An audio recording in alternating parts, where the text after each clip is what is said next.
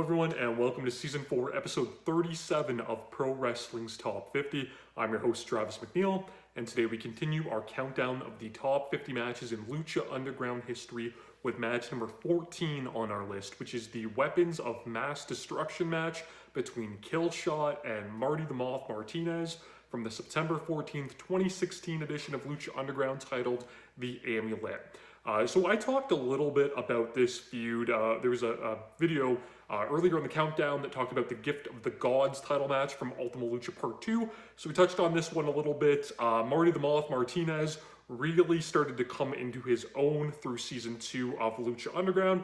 This feud kind of being part of that, maturation of him, kind of becoming from a goofy, kind of lower card, almost comedy character to a menacing upper mid-card and eventually main event heel within the promotion. And I really give this feud a lot of credit for jump-starting that. Marty, creepy, preys on, the ring announcer Melissa Santos, had taken the dog tags of Killshot. Killshot was played by Shane Strickland, who you might know better now as Isaiah Swerve Scott in the WWE. He, in Lucha Underground, played the character of basically a disgraced, military personnel that had won AWOL. We didn't really know the story too much at this point. At the start of Season 3, we'll talk a little bit more about, his overall story arc later on. But Marty stole the dog tags. He would do, disgusting stuff with them, put him down his tights and things like that. They built up enough of a grudge that it led to the first and only Weapons of Mass Destruction match in Lucha Underground history. Basically, anything goes street fight, but with a kind of military theme with, some of the decor around ringside and some of the weaponry. This match, when it aired, I don't want to say it was maybe the first big surprise match in Lucha Underground where it just completely exceeded any expectation it could have had on it. But it was maybe the most drastic, I'd say, at that point, because, Marty, like I said, he was coming into his own, but he still really wasn't known from like an in-ring perspective as being, a high-quality performer. Strickland, the Killshot gimmick, kind of felt a little off, but really through Season 3 he would come into his own. Outside of Lucha Underground, Shane Strickland was really becoming a top-level performer in CZW. He started as someone with great potential, and he was really starting to mature, and his role in Lucha Underground would really help raise him to an upper echelon that would eventually lead to him coming into Evolve, becoming the Evolve champion, and end up in the WWE, where he's been quite successful so far, recently being drafted to SmackDown with his stable Hit Row. This match, though, it goes quite a while. It runs for over half of the episode, which seemed really ambitious for these two at the time. But they make great use of that time. There is a little bit of, time spent setting up kind of elaborate weaponry and stuff like that. But again, Lucha Underground has the luxury of editing, so they did, a fairly good job at cutting off the, the downtime that, may have occurred during the actual taping, while these guys set up ladders and tables and things like that. This match is brutal, though. It's full of so many good spots. Marty the Moth in this match is incredible.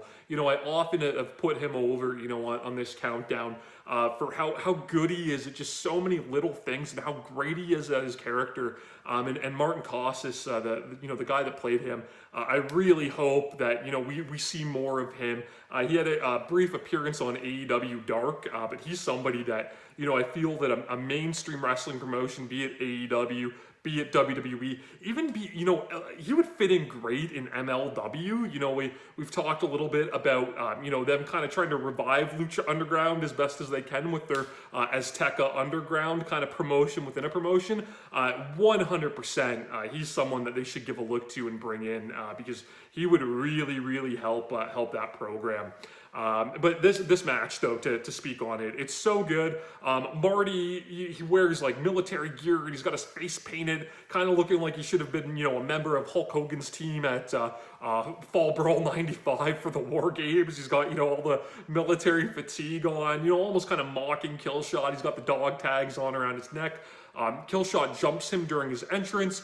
We get a brawl like up onto, one of the kind of platforms that are normally around the Lucha Underground Temple, but they have like a sniper perch like set up there, kind of fitting with the theme. So Killshot actually like hits him with the sniper rifle and busts Marty open. So we got blood really, really early on in this one. Marty is so great at doing whatever he needs to do to get ahead. So there's one part where Shane Strickland just throws him like clear over the announce table. He doesn't even touch it, sails right over the top. But then he's able to grab Melissa Santos, who's over there, and use her as a shield.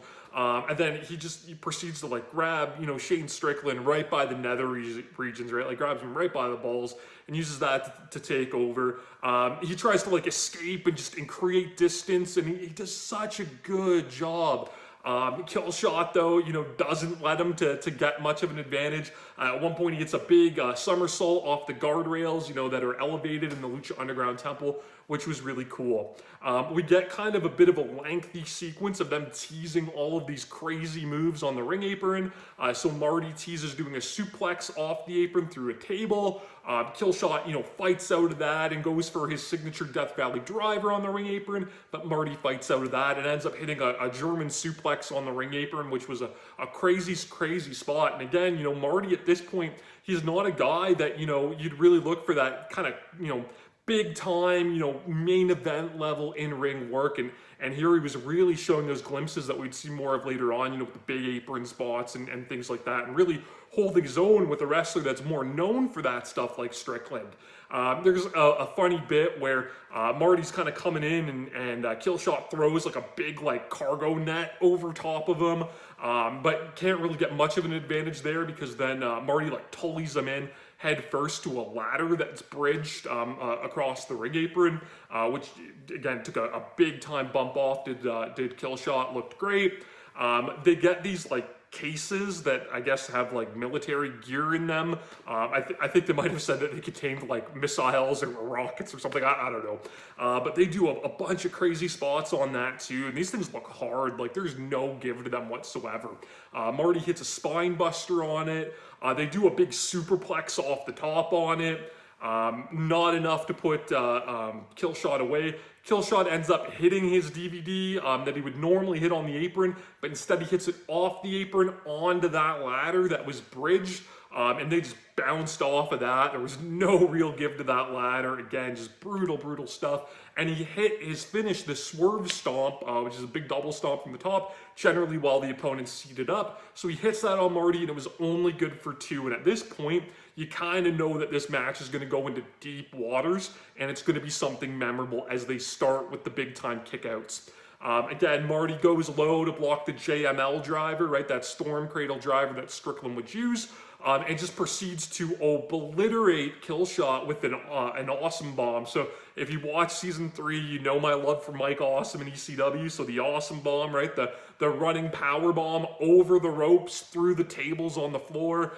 So he hits that on Killshot, through 2 tables on the floor. Again, just crazy, crazy stuff, but again, can't put Killshot away. Killshot ends up fighting back, hits the JML driver, again, only for 2.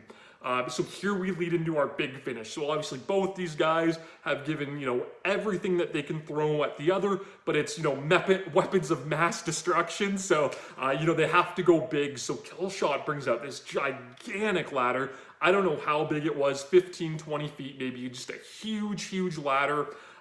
We get some tables set up. So this is where I talked about, a little bit of time setting up, the various weaponry. But Mariposa comes out. So Mariposa, played by cheerleader Melissa, Marty's storyline sister, a very creepy character. She did a great job in her role as well. So she comes out and tries to, pull Strickland off the ladder, who is going for a big double stomp on Marty through a table. He kicks her off the ladder. She takes a big bump off the ladder through the table. Marty comes back up and we get this big fight on top of this huge ladder with a table below. You kind of know where it's headed with Marty on the table side, but we get just this wonderful finish where Killshot, grabs Marty by the dick, basically, that callback to early in the match, pulls his dog tags off, reclaiming those, and it proceeds to just hit this gigantic double stomp, the swerve stomp, off the top of the ladder, but while Marty is still standing on the ladder and kind of like leaning backwards. So the double stomp comes down, drives him off the ladder through the table below. Absolutely insane spot that I can't believe they pulled off as clean as they did. Two absolute maniacs for even trying that. An incredibly memorable finish to an incredibly memorable match. That really, going into it, I didn't know how it was going to go. I thought it was going to kind of just be a short, kind of gimmicky Lucha Underground match. We've seen so many of those kinds. But these guys, they over-delivered. They went, 20 plus minutes through everything but the kitchen sink at each other, and ended up being one of my favorite Lucha Underground matches of all time, as you can tell by its placement on this list. And my kudos to both of these guys for the match they put on, in a match that really, elevated both their careers, within Lucha Underground and elsewhere quite significantly. Lucha Underground, depending on where you live, you might be able to find it on Tubi. If it's not available in your area, though, you can Google search, Lucha Underground. You can find these episodes on, various streaming websites like Dailymotion and whatnot. You can subscribe to my channel here on YouTube so that you never miss a video. Follow me on Instagram and Twitter at Wrestling50. And please join me again tomorrow as we continue to count down Pro Wrestling's Top 50.